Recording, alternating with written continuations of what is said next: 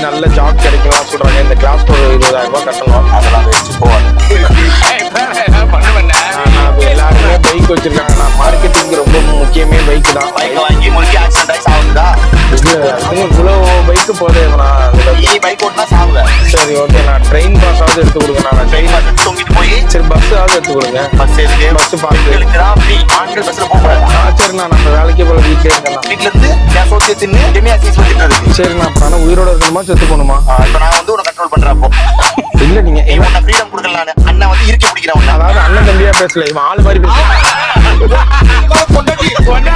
இவன் ஆள் ஆயிட்டான். அப்ப நான் தான் செத்து, அதுதான் என்ன. இவங்க 2 பேரும் என்ன பேசிப்பாங்களோ அதை பேச ஆரம்பிச்சுட்டான். பேசவே மாட்டோம்.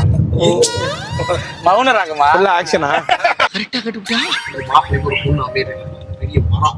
அதே மாதிரி பொண்ணு வீட்டுல வந்து மாப்பிள்ளைய அமைய போற பையனை வந்து நம்பணும். அதே மாதிரி பொண்ணோட அம்மா சிவனையா இருந்துட்டா போதும், சூப்பரா இருக்கு. அவங்க அழகா இன்டராக்ஷன் ஆகவே கூடாது. பொண்ணோட அம்மா என்ன பிரச்சனையா இருந்தாலும் பொண்ணும் மாப்பிளையும் பேசி தீர்த்து. அப்படி இருந்தா அவங்களே தலைவா வாழ போறது அவங்க 2 பேர் தலைவா.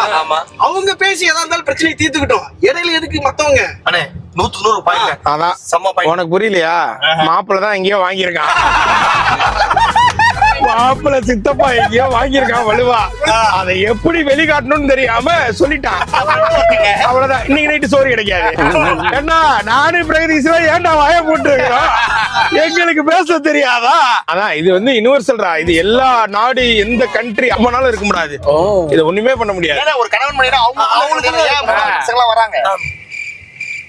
நல்லா ஆச்சு இது சூரியன். அண்ணியோட அம்மா நம்மளுக்கு சமையல பாத்துக்கிறாங்களே. நம்ம அதெல்லாம் எனக்கு பிரச்சனையே வராது. இல்ல எனக்கு பிரச்சனையே வராது. நான் எல்லாத்தையுமே ரொம்ப ஈஸியா ஹேண்டில்